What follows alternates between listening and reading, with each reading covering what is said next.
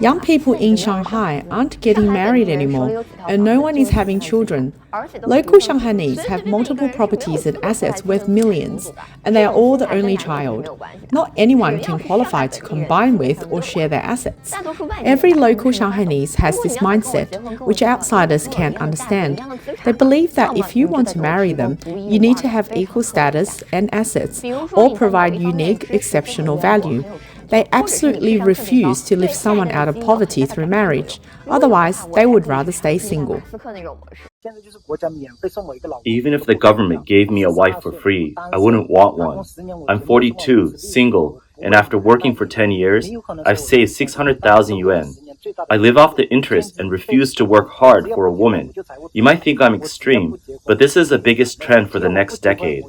I'm committed to never getting married. If I don't marry, I'm financially free.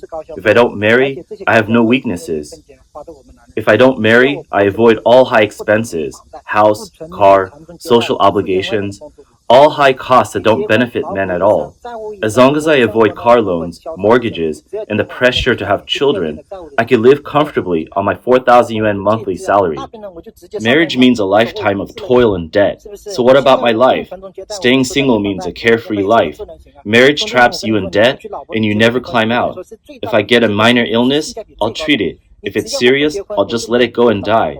By not marrying, not having kids, and not having loans, I'll wake up naturally every day. So, friends, not having a wife and avoiding marriage is a blessing and the best value. If I don't marry, I won't become a bootlicker, and without that, there's no high spending. If I don't marry, I don't need to buy a car or a house, and there's no pressure at all. In the video, this 42-year-old man explains why he remains unmarried, reflecting the sentiments of many young Chinese people today. As long as I don't marry, I don't need to go out of my way to please women. I won't be blinded by love, and I won't lose both money and love. Nowadays, you hear about men spending tens of thousands on engagements, only to be accused of rape later. There was even a news story about a man who had 3 children, none of whom were his. I believe that by not marrying, I avoid all the risks of marriage. I don't need to work so hard. I'm always at ease. I urge you, watching this, not to live in someone else's world. Live on your own. Against the backdrop of worsening political and economic conditions, the number of marriages in China has hit a record low, and the number of empty nest youth is rising. According to the Ministry of Civil Affairs website on August 2nd, in the first half of this year, there were 3.4 million marriage registrations nationwide, down 498,000 from the first half of last year, a decrease of 13%. Compared to the first quarter's 1.97 million registrations, it fell by 508,000, a 26% drop. Compared to the same period from 2023, it is down 178,000, an 8.3% decrease. At the same time, divorce rates in China are at an all-time high. In the first half of the year, there were 1.3 million divorce registrations, nearly 40% of the number of marriages. Some people joke that the number of people getting married is low because only so many people want to get married, while the number of divorces depends on the daily quotas issued by the Civil Affairs offices. Actually, looking at the data from the Civil Affairs Office over the years, you can see that the number of marriage registrations in China has been declining for many years. In 2013, there were 13.5 million marriage registrations, but it has been decreasing every year since then, dropping to 6.8 million in 2022, which is only about half of the 2013 figure. From 2019 to 2023, the number of marriage registrations stayed below 10 million for 5 consecutive years. In 2022, the probability of being unmarried among people aged 25 to 29 reached 51%. In other words, more than half the young people of marriageable age were not married. In the same year, the number of single people in China reached 240 million. Based on these numbers, it's predicted that by 2024, this number could exceed 300 million, which is roughly the population of the United States. The phenomenon of young people not getting married is very widespread. Notably, the number of marriage registrations in the first half of this year hit a new low, breaking the record set in the first half of 2022, which was 3.7 million. There was a slight rebound in 2023, but the numbers have dropped again in 2024. Overall, with the latest data this year, many so-called Chinese experts have been proven wrong. Last year, the national marriage rate saw its first increase in 10 years, reaching 7.7 million marriages for the year, ending a decade of decline. Some experts thought that China's marriage rate was finally rebounding and that young people were willing to get married again. However, this year's marriage data is disastrously low, directly indicating that last year's uptick was not a sign of rebound, but possibly just the start of a new round of decline. Regarding last year's brief rebound, some Chinese experts added that it was compensatory marriages following the 3-year pandemic. The lockdowns led to a concentrated surge in marriage registrations in 2023, causing the numbers to spike quickly. This compensatory marriage wave is also a significant reason for the sharp decline in 2024's marriage numbers. However, the public aren't buying this explanation. One person posted a video showing the current situation at the Civil Affairs Office, saying that nobody is getting married now, making the Civil Affairs Office the most idle department. Combined with the newly released marriage data, most people feel that young people not getting married has become a trend. The leader of the June 4th Guizhou student movement and artist, Ji Feng, shared with the media that several of his friends' children, now in their 30s, have chosen not to marry. He also mentioned another friend's daughter, who is over 40 and still unmarried, as well as a close friend who is now 43 years old and has no plans to get married. Ji Feng noted that his nephew and niece, both around 25 years old and at a typical age for marriage, have expressed to him that they neither want to marry nor have children. They are open to dating but are not interested in taking the step towards marriage. So, why has marriage, which used to be the biggest industry chain in this populous country, become so unappealing? For most people, economic issues are still the main reason.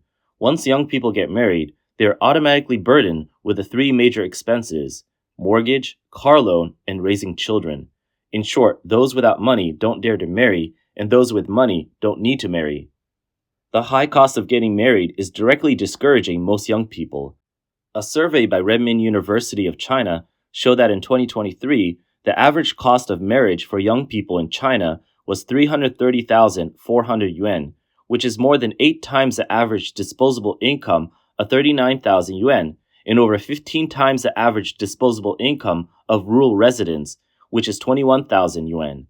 And this only accounts for wedding dresses, ceremonies, and other related expenses. Additionally, there is the exorbitant bride price demanded by society. Professor Wen Tie-jun, a senior advisor at China Economy Information Net, mentioned that in many rural areas, the bride price can be 40 to 50 times the per capita GDP. This means that a person would have to save without spending for 40 to 50 years to afford it. Some provinces with particularly high bride prices ask for 300,000 to 400,000 yuan or more, which, along with wedding expenses, can deplete parents' retirement funds and leave the couple in debt for decades. Many young people have realized that it's less burdensome to stay single. Perhaps just dating is okay, but a hard no to marriage. As a result, the average age of first marriage for men has increased from 25 to 29 years, and for women from 24 to 28 years. The past 3 years of poor economic conditions and massive layoffs have led to a surge in unemployment, causing workers to constantly fear being laid off. Under such survival pressure, who dares to get married without hesitation?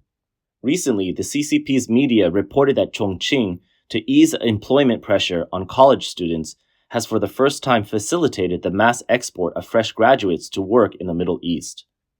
According to the Chongqing Daily on July 29th, over 70 recent graduates from universities in Sichuan province were sent to work in Oman through the introduction of a Chongqing state-owned enterprise.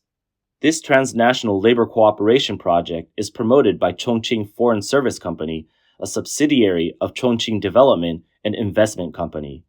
The positions offered by Omani companies are mainly technical and reserve departments, providing food and accommodation, with monthly salaries ranging from 12,000 to 18,000 yuan, paid for 14 months a year, and including 2 free round-trip tickets per year. This news has raised concerns about student safety risks, given the general perception of the Middle East as a volatile region. People have expressed concerns about the potential risks, noting that despite the dangers, many people still might go due to the lack of economic prospects in China. They argue that the poor economic conditions at home make taking a gamble seem worthwhile. One person boldly remarked that it's like the 19th century practice of selling indentured servants, with these university graduates being the modern equivalent. They believe that this model might become more common in the future, given the high number of graduates and the severe job market challenges in China, while some countries are experiencing labor shortages. Sung Guosheng, an associate professor at Nanhua University in Taiwan, believes that Chongqing's international employment efforts are just a way to address the current employment crisis. He said that China has been accused of exporting its surplus industrial capacity and dumping goods on other countries. Now its universities are facing a similar surplus capacity issue, with graduates leading an export of talent that disrupts the job market in other countries.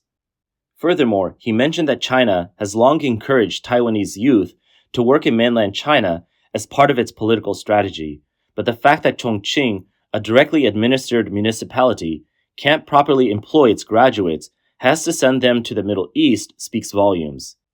In advanced countries, such as Japanese working in the US or Americans in Japan, their pension and labor protections are secured through government agreements. However, in China's case, there's no indication that such agreements have been made to protect the rights, job safety, and personal security of Chinese workers in Oman. So the Chinese government is merely addressing its immediate employment problems without considering the potential future troubles that may arise. Normally, university graduates wouldn't choose to work in the Middle East. It has limited appeal, plus there are safety risks. But even with the potential for war, many graduates are willing to try, indicating the job situation in China is really dire. These graduates are taking risks to build their economic foundation for the future. These students struggling to survive and working far from home have no conditions to consider marriage. A Shanghai resident, Gu Ming, told the media that he graduated from university 3 years ago and started working in a training institution. With a crackdown on the education and training industry, he also lost his job. Fortunately, his parents have salaries and can provide some support. Otherwise, he wouldn't be able to survive. He said he wants to get married, but marriage requires an economic foundation which he doesn't have. The student democracy movement leader, Ji Feng, understands this well. He pointed out that many individuals he knows, including university and postgraduate degree holders, are unable to find jobs and are staying at home, particularly those whose parents hold government positions. He added that a notable number of these young graduates have been jobless for 1 or 2 years. He suggested that the economic downturn has left many struggling to afford basic necessities, leading some to prioritize mere survival over marriage, with finding employment becoming the foremost concern. Economics PhD and freelancer Mr. Zhang believes that with such high unemployment rates and difficult job prospects, especially in small cities and countries where there are almost no job opportunities, how can anyone get married without income? According to traditional Chinese customs, getting married involves hosting a banquet. He mentioned the most critical point. Today's reluctance among young people to marry is the result of the CCP's exploitative economic development strategies and policies.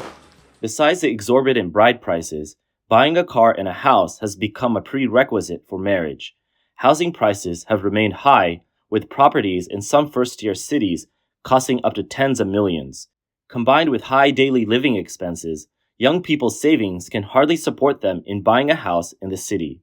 Mr. Zhang went on to criticize the CCP, arguing that it has driven up housing prices through exploitative practices, treating real estate as a pillar industry and inflating its bubble. He suggested that the CCP has effectively converted the future 30 to 40 years of income from the lower classes into today's revenue, describing this short-sighted development approach as one that jeopardizes future generations. He also noted that the CCP's economic policies have also led to exorbitant medical expenses, education costs, and pension burdens, contributing to the current trend of young people choosing not to marry or have children. He concluded that high education, high pensions, and high medical costs are all issues that, in a country without any social security, can crush a family individually, let alone all these issues combined weighing on each family. In this light, entering marriage can truly seem like entering a grave. As mainland lawyer Li said, the economic development model has led to poverty and excessive debt among the people. Young people can't afford to take on these burdens, and their expectations for family happiness are very low. Poor economic conditions can't provide a quality life or happiness. Young people, even if employed, can barely make ends meet, let alone support a family, so they dare not marry or have children, a social crisis China currently faces. Moreover, many young people choose not to marry or have children because they don't want the burden and vulnerability of a family. For example, in the following video, the banner reads, "Whether the children can study well depends on the parents' relocation." In simple terms, it means if you, as a parent, don't agree to the relocation, your child's future prospects are at risk. Such events where parents are coerced into complying with authorities by threatening their children's future are countless in China. For example, during the pandemic control period, a video that went viral showed several community workers in Beijing discussing how to deal with difficult residents who didn't comply with control measures. Their conversation repeatedly mentioned his son is his weakness, indicating their plan to use a child to threaten the parent. Recently, it was exposed that a director from the China Charities Aid Foundation for Children coerced a mother of a sick child into sexual favors in exchange for donations, further proving that exploiting children as a weakness to oppress the lower class has become routine in China. Under such circumstances, who among the ordinary people would dare to have children? In this situation, the CCP not only strips young people of their dreams, but also deprives them of the possibility of pursuing happiness. Young people not only lack hope, but also face increasing despair. Currently, the side effects of young people not getting married are gradually emerging. The most obvious is the real estate industry, which is buckling under the pressure. Nationwide, new home sales fell by a quarter in the first half of the year, and the sales of the top 100 real estate companies plummeted by 42%. This also directly affected the businesses of jewelry, wedding banquets, cars, and the maternal and child market, as well as the education market, with demand continuously declining. But this is only the beginning. As Sun Guoshan mentioned, it might take some time before the consequences of youth unemployment becomes fully apparent. Many young people already believe that there is no hope for the future, adopting a lying flat attitude towards life.